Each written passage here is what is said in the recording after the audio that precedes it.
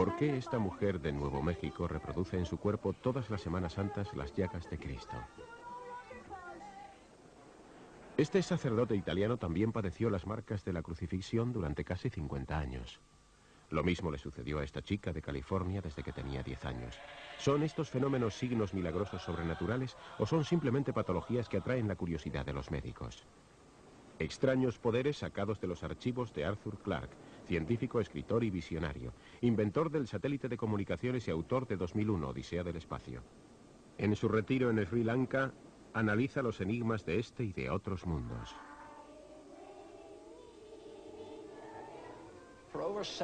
En la historia de la Iglesia Católica ha habido un reducido grupo de personas en las que han aparecido las llagas de Jesucristo, a veces sangrando. Se las conoce con el nombre de estigmatizadas. Las heridas que presentan se llaman estigmas y reproducen las llagas de Cristo en la cruz. Las heridas de las manos, de los pies, de la corona de espinas, del costado traspasado. Muchos estigmatizados han atraído a multitud de seguidores. Algunos han sido canonizados, otros han sido denunciados por fraude o por herejía. En estos fenómenos religiosos se esconde un misterio fascinante para la medicina que muchos investigadores han intentado descifrar.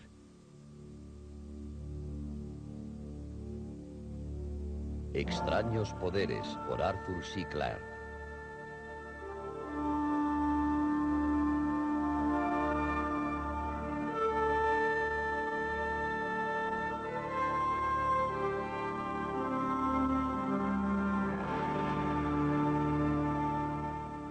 Estigmas. Primavera en Nuevo México. La predicadora Lucy Ryle se dirige a celebrar la fiesta excepcional de la Pascua. You're tuned to KKIT Taos, New Mexico, 1340 on your AM radio dial. Soy la evangelista Lucy Ryle, recordándoles que iré a la iglesia en Taos para celebrar el domingo 22 de abril 2 servicios de Pascua, a las 5 de la mañana y a las 7 de la tarde. Recuerden que en los 2 servicios aparecerán en mi cuerpo las llagas de la crucifixión de Cristo. Acudan. Para Lucy Ryle, estos servicios de Pascua en Taos son un descanso en sus desplazamientos misioneros por toda América y una oportunidad para mostrar a sus familiares y amigos los estigmas que nunca dejan de aparecer en ella en todos los aniversarios de la crucifixión. En Pascua aparecen en mi cuerpo todas las marcas.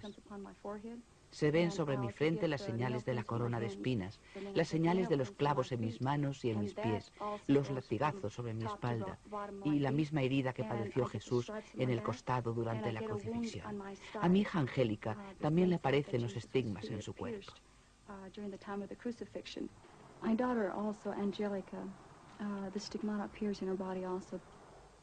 Angélica tenía solo 3 semanas cuando le aparecieron por primera vez las señales. Sus heridas remedaban las de su madre. Lucy reúne en todas las iglesias multitudes que acuden a ser testigos de los estigmas y a contagiarse de su entusiasta predicación del Evangelio.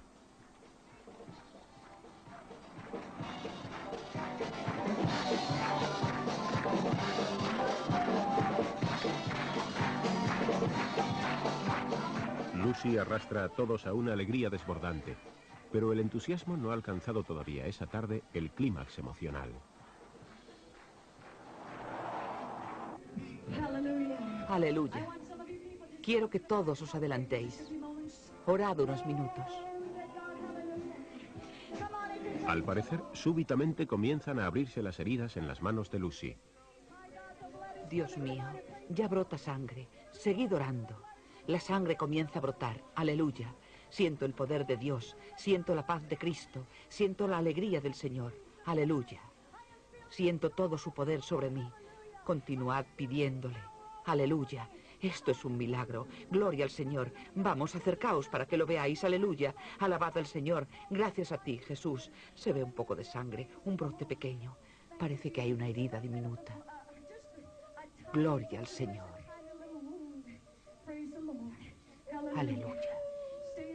Lucy cree que los estigmas son una señal de que ella posee el poder de curación. Gracias a ti, Jesús. Aleluya.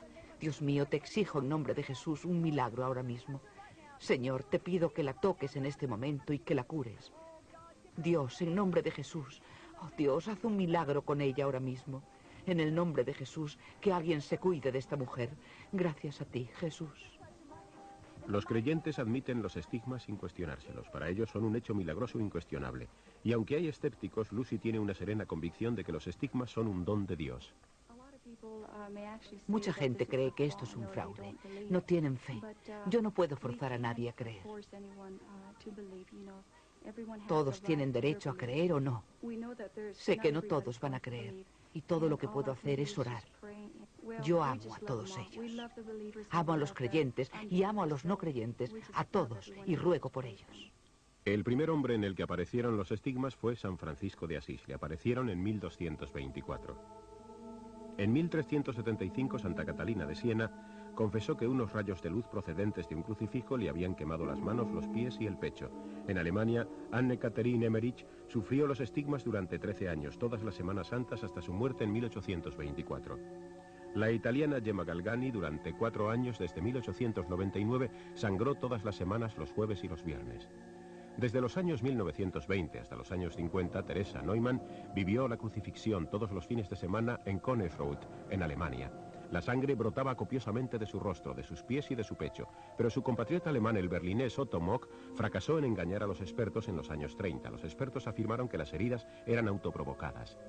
También resultaron fallidos los reclamos de esta mujer, la italiana Gigliola Giorgini. Se hizo famosa por las heridas en sus brazos, que eran estigmas según ella. Tuvo multitud de seguidores, alcanzó riquezas, hasta una villa de lujo cerca de Roma. Pero en 1984 la orden religiosa fundada por ella fue acusada de corrupción. Gigliola Giorgini fue encarcelada durante 10 años. Los estigmas de la portuguesa María da Conceição siguen siendo investigados por los médicos. Clemente Gómez, el autoproclamado papa, se vale de sus estigmas para atraer a mucha gente a su catedral en el sur de España. Pero el más famoso y venerado de los estigmatizados modernos fue el Padre Pío. Sus heridas aparecieron en 1918 y sangraron durante medio siglo. Todos los días antes del amanecer se reunían grandes multitudes para asistir a su misa. Cuando la iglesia abría sus puertas, los peregrinos se empujaban para ocupar el mejor puesto y ver de cerca al hombre que ellos consideraban santo.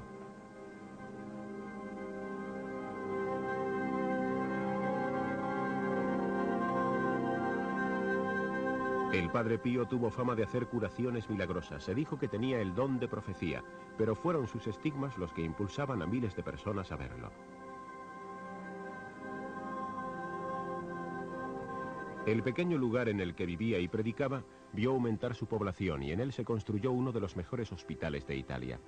Lo que antes fue solo un convento humilde se convirtió en centro de peregrinación.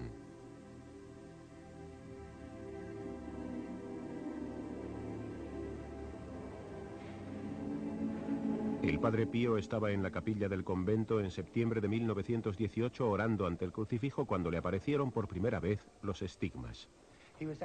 En realidad estaba sentado en este primer asiento de la galería dando gracias después de celebrar la misa. Parece que la estigmatización tuvo lugar de la siguiente manera. El 20 de septiembre de 1918 estaba el Padre Pío enfrente del cuerpo resucitado de Cristo. De las señales de la crucifixión en el cuerpo resucitado de Cristo salieron unos rayos de luz. Un doctor de Dublín me dijo que pudo tratarse de una fuerza de energía. Los rayos atravesaron la habitación y se proyectaron sobre el Padre Pío, abriéndole unas heridas secretas que han estado sobre su cuerpo 8 años enteros. Las reliquias de los estigmas del Padre Pío se guardan en esta celda del convento. Esta es la ventana desde la que saludaba y bendecía el Padre Pío. En esta caja están sus sandalias. Calzaba un número menor, pero tuvieron que hacerle unas sandalias mayores por la hinchazón que le producían las heridas de los pies. En su escritorio están sus libros de meditación, su rosario que rezaba constantemente, de noche y de día. En una caja de plástico se conservan trozos de postillas que se le caían de las manos cuando se quitaba los guantes para celebrar la misa. Aquí en la esquina del escritorio están los guantes en los que hay un pañuelo pequeño, doblado por la mitad, manchado con la sangre de una herida que le atravesaba el corazón. Desde que le aparecieron los estigmas la primera vez, el padre Pío escondió sus manos de la mirada del público. Solo se podían ver sus heridas sangrando durante la misa. Una de las pocas personas que pudieron verlas de cerca fue Monseñor Michael Buckley. Por ser estudiante, yo era seminarista. Tenía el privilegio de ayudarle a misa. Llevaba en las manos mitones. Durante la misa se los quitaba y la manga del alba le tapaba las manos. Como le ayudaba en la celebración, me arrodillaba detrás de él. Cuando levantaba las manos, la manga del alba se le caía hacia atrás y a través de la luz de las velas se podía ver perfectamente que sus heridas estaban sangrando. El que ayudaba a misa al padre Pío quedaba estremecido ante sus heridas. Yo había pedido poder verlas, pero desgraciadamente cuando las vi parecían como lepra, una mano con lepra. Yo le dije, Dios mío, no me las enseñe nunca más. El padre Alessio también le vio la herida del costado cuando le puso una venda sobre el pecho. No. Me serví de una pequeña estratagema para destaparle la herida. Le puse una venda para refrescarle aquí y al mismo tiempo le quité la ropa. Entonces vi la herida justo aquí. Era grande, pero no sangraba. Era como una cruz atravesada aquí, así vi la herida de su costado. El padre Pío murió en 1968. Asistieron a su funeral más de 100.000 personas. Los médicos que habían examinado al padre Pío en vida declararon que sus estigmas eran médicamente inexplicables. Y después de su muerte el enigma continúa. Se sacaron fotografías de sus manos después de morir. Apenas se ven en ellas trazas de las heridas que habían durado 50 años. En su costado solo se veía una ligera cicatriz. Sus pies estaban curados completamente. Hoy, en Manfredonia, cerca de San Giovanni, este hombre, el abogado del diablo, está encargado de evaluar la vida del padre Pío. Don Antonio D'Amico es miembro del Tribunal del Vaticano que debe decidir si el padre Pío puede ser beatificado. La beatificación es el primer paso para la santidad.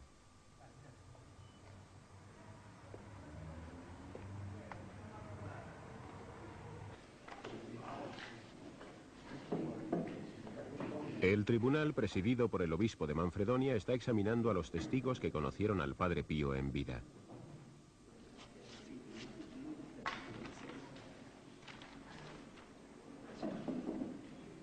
Las preguntas vienen formuladas directamente desde el Vaticano. Hasta ahora la única respuesta cierta es que el misterio de los estigmas del padre Pío seguirá sin resolverse y atormentando a los investigadores como lo hiciera durante 50 años.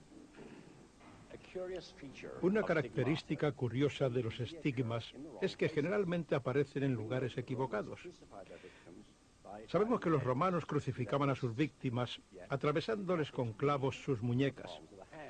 Sin embargo, los estigmatizados sangran por las palmas de las manos. Además, la Biblia dice que Jesús fue traspasado en el costado, pero no dice en cuál.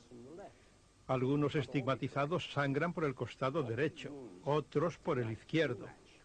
Los dos no pueden ser correctos a la vez. Los lugares de las heridas de los estigmatizados coinciden con los lugares en que tienen las heridas las imágenes y crucifijos de sus iglesias.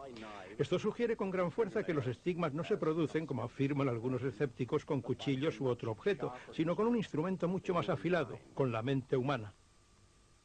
El doctor Albert Mason publicó un caso extraordinario de influencia de la mente sobre el cuerpo.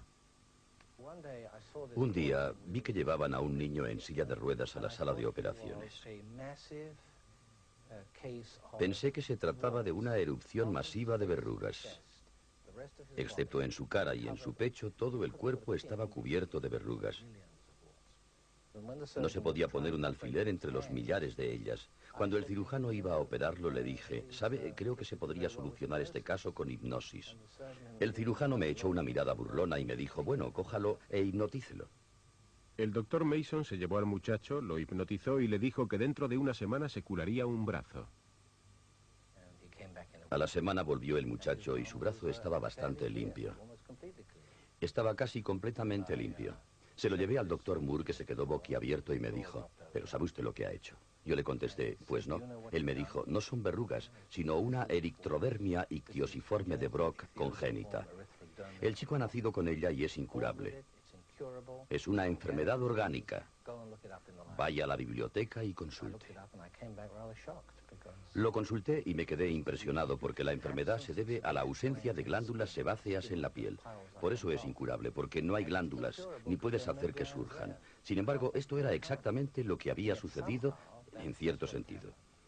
Alguna fuerza poderosa de su mente debió despertarse por mi sugestión, por mi hipnosis, por su fe, y produjo una reacción extraordinaria. Este es un caso impresionante del poder de la mente sobre el cuerpo. Pero les voy a presentar un ejemplo todavía más espectacular sacado de la literatura médica. Se trata del caso de un oficial británico en la Segunda Guerra Mundial. Estando inconsciente y bajo una fuerte sedación, le aparecieron unas marcas muy profundas de cuerda en las muñecas a la vista de los doctores. Hacía muchos años que este oficial, siendo niño, había sido sonámbulo y lo habían atado con una cuerda a su cama para evitar que se levantara. Después, su mente inconsciente podía crear algo parecido a marcas de cuerda sobre su piel. ¿Podrá ser también la fuerza inconsciente de la mente la explicación de los estigmas? Oakland, California.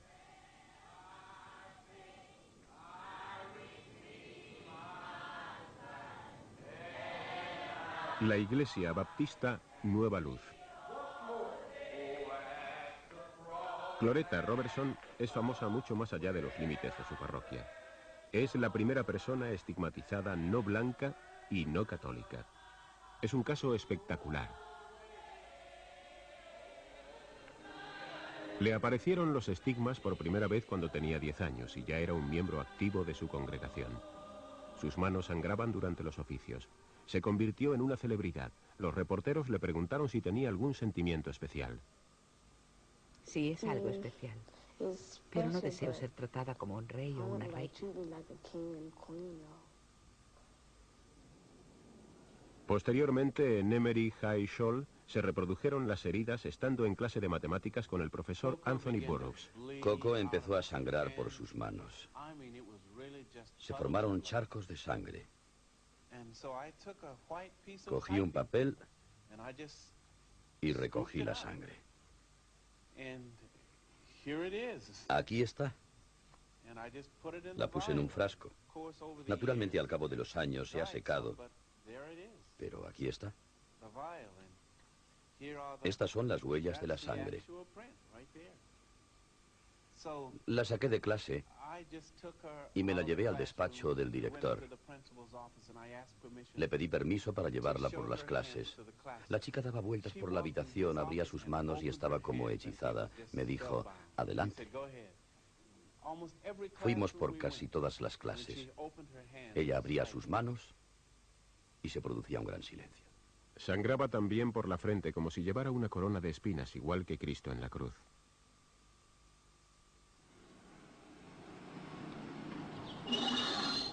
En su casa, en los suburbios de Oakland, la madre de Cloretta, Alice, estaba impresionada y alarmada al ver a su hija sangrar por los estigmas. Vi que la sangre brotaba de sus manos y de sus pies. También le brotaba del costado derecho y le chorreaba sangre sobre el rostro. Pero tardé mucho tiempo en creer realmente que aquello fuera lo que me decía. Estigmas. Yo decía, ¿por qué a mi hija? La madre llevó a Cloretta a una clínica pediátrica. La doctora Loretta Early recuerda que la sangre fluía de la mano de la chica. Le tomó una película. Observé que la sangre emanaba del centro de un área abierta de 1 centímetro de diámetro aproximadamente. Se extendía hasta la palma, aumentaba y duraba de 3 a 5 minutos. Entonces la sangre se coagulaba. Le limpié la sangre y durante unos pocos minutos vi un área circular ligeramente azulada en el centro de la herida. Luego desaparecía. Después de mirarla con una lente de gran potencia, encontré algo desconcertante. No podía encontrar el lugar exacto de donde emanaba, Fue algo muy significativo que en la semana anterior a la aparición de los estigmas, la chica había leído un libro de John Western, un libro que me resultaba familiar y que trataba sobre la crucifixión y agonía de Cristo. Es un libro muy emotivo que narra la agonía durante las últimas horas que Cristo vivió en la tierra. Cloretta se identificó vivamente con el sufrimiento de Cristo. Esta es la conclusión de la doctora Early. La intensidad de sus sentimientos pudieron ser la causa de que la joven sangrara por simpatía. Los doctores no encontraron otra explicación. No había nada anormal médicamente hablando. Su sangre era la suya y era normal.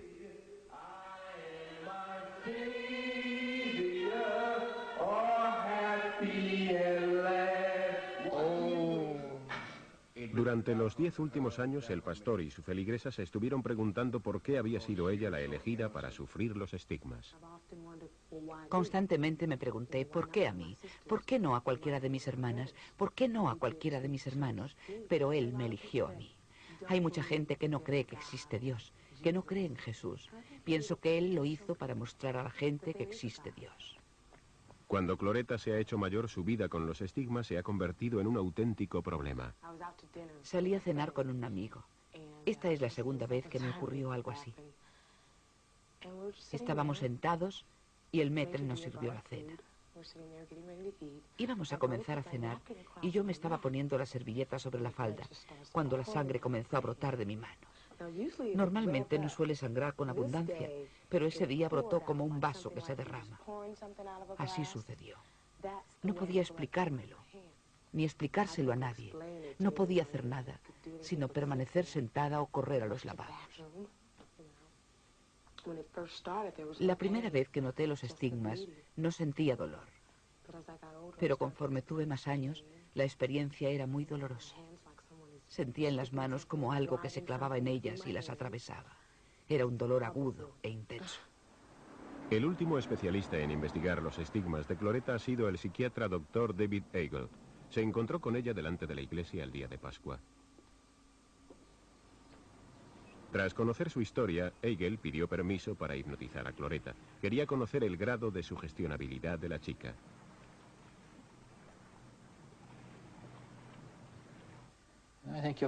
Ella salió como un rayo. Esto convenció a Eagle de que la mente de Cloretta tenía un poder extraordinario sobre su cuerpo. Ella podía usar esta técnica si lo deseaba para controlar sus estigmas mediante una ligera autohipnosis. Un poco más despierta, no completamente. Pero recuerda esto. Cuando desees libremente controlar los estigmas, mira un pequeño objeto que elijas en un lugar tranquilo. Cuenta lentamente hasta 10. Y cuando llegues a 10, te encontrarás en un estado muy relajado y tendrás la posibilidad, mediante esta concentración, de alejar los estigmas si así lo deseas. Es algo que tú puedes hacer por ti misma. Esta será una opción tuya, personal, de aquí en adelante. Esa Pascua, la comunidad de Nueva Luz ya no pudo contemplar la aparición de los estigmas. ¿Significa esto que Cloretta puede al fin controlar los misteriosos poderes de su mente? Ella no es la típica persona que busca el sufrimiento y el dolor. Sin embargo, lo que podemos conocer sobre el asunto es que tiene una conciencia muy severa. Tiene un fuerte sentido de culpabilidad que la atormenta cuando no hace algo por los demás. Es un sujeto muy sugestionable, y esto indica que tiene ciertos poderes de concentración que no tiene mucha gente, y ella los usa para ponerse en un estado extático y quizá para influir sobre su cuerpo de diversas formas. Tengo la esperanza de que use estos poderes en su beneficio, en vez de usarlos para castigarse.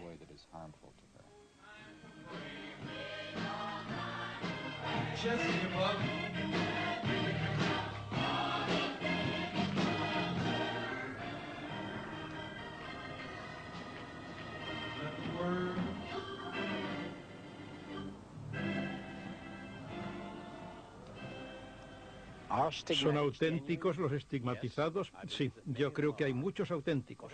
Cualquiera que sea la explicación médica, los estigmas son una manifestación dramática del poder casi milagroso de la fe religiosa.